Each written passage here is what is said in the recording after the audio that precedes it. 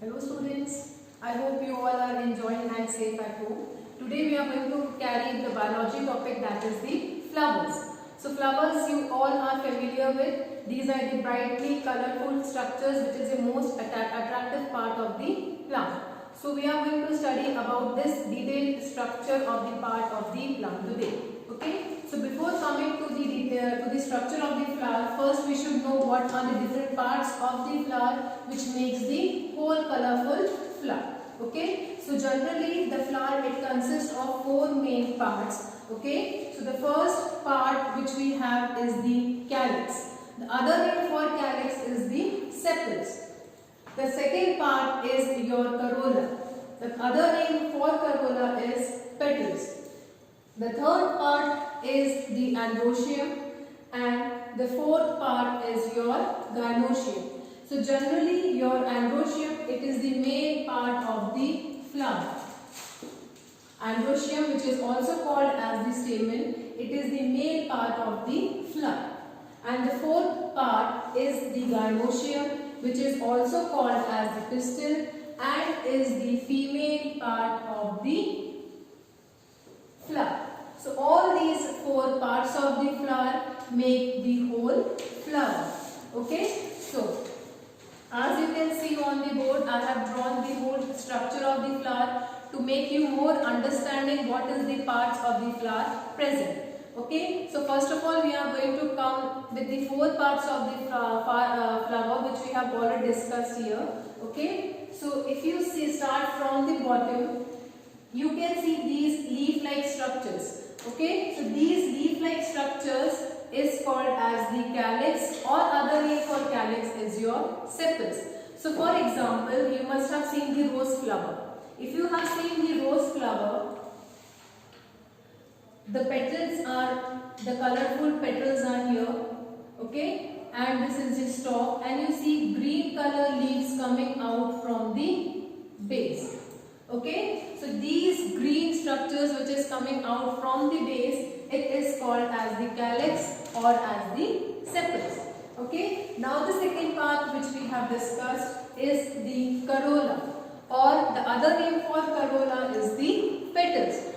So now we are going to discuss about the parts of the plant which we have already just now gone through. Okay, so this is the structure of the flower which I have drawn and mentioned the different parts over here. So the first part is your calyx. Okay, so calyx is generally present at the base of the flower where your petals and the female part is attached, that is the gynoecium. Okay, so in a very common example if I should take is the rose flower. If you have seen rose flower very clearly, the colors of the petals, they are red, yellow and green in color.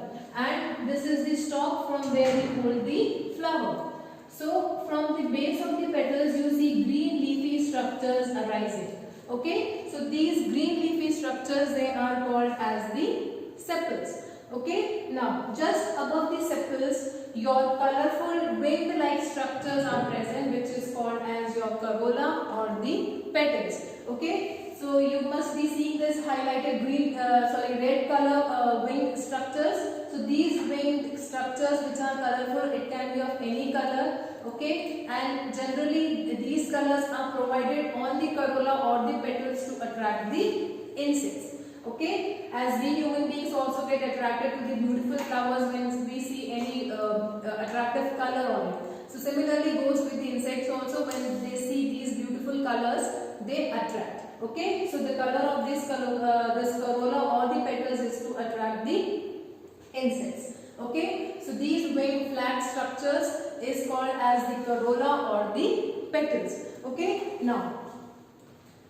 these structures, okay, you can see this tube, okay, and on the tube an oval structure is being attached. So this whole structure is called as your androecium. Okay, and androecium is the male part of the flower. Okay, now this center portion, okay, this center portion is called as the gynoecium, which is the female part of the flower. Okay, so these are the four important part of the flower which makes up the whole flower. Okay, now we are going to study about the different parts of the flower other than these main parts. Okay, now this coming to this part below your calyx, you must have seen a swollen portion. Okay, so this swollen portion is called as the thalamus. This swollen portion where your petals and sepals are attached, so this portion is called as the thalamus. Okay, and the stalk, can you see the stalk? So the stalk of the flower is called as pedicel. Like the leaf, the stalk of the leaf is called as petiole. Similarly here also the stalk of the flower, okay, it is called as the pedicel. Okay, so this pedicel helps in holding the plant. It helps in holding the flower, or it helps in attaching the flower to the stem or the branches. Okay, now the portion where your petals and sepals are attached, that is called as your thalamus. Okay, now we are going to learn about these two structures separately, that is your androecium and gynoecium, which I am drawing on the board here. Okay.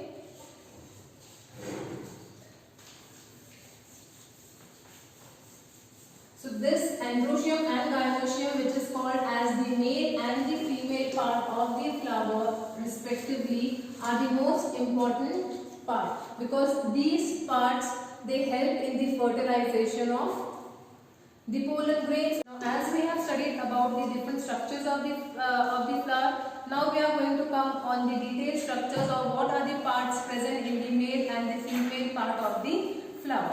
Okay, so first part of the flower, that is the male part.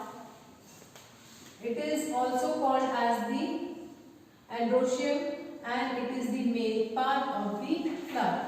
Okay, so we are going to learn about the structure of the androecium, that is the male part of the flower. Okay, if you look at the structure, at the top, if you see, it is an oval structure which has pollen grains over it. Okay, so generally these pollen grains, they are the male cells which carries or which helps in the process of fertilization. Okay, so this oval structure which is attached to the tube-like structure, this is called as the anther. Okay, so this oval structure which bears the pollen grains, and this pollen grains, they help in the fertilization process, is called as the anther. So this anther is attached to a long tubular structure or tube-like structure which is called as the filament. Okay, and these two, anther and your filament, together make up the stamen. So the another name for this androecium is the stamen, and this stamen, it consists of two parts, that is the anther which possesses the pollen grains, and the tube-like structure on which the anther is attached is called as the filament, and this together make up the male part of the flower, that is the stamens. Okay, so stamen, it is the male part of the flower. Okay, now coming to the next is the female part of the flower, that is the gynoecium.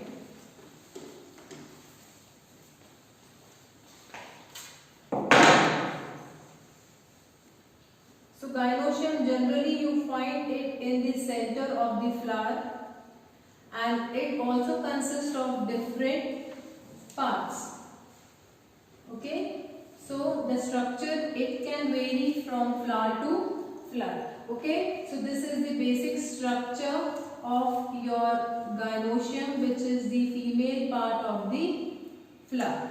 Okay, now this flattened cup shaped structure which is present on the top of the gynoecium, it is called as stigma.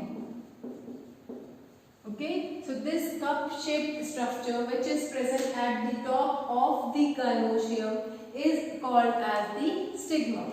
Okay, so when the pollen grains they fall on the stigma, from the stigma it moves towards the bottom portion of this gynoecium. Okay, now after the stigma, a tube-like structure runs along the bottom portion of the gynoecium. So this tube-like structure, it is called as the style. Okay, and below the style, this oval shaped structure, or we can say the swollen shape of the gynoecium, this is your ovary.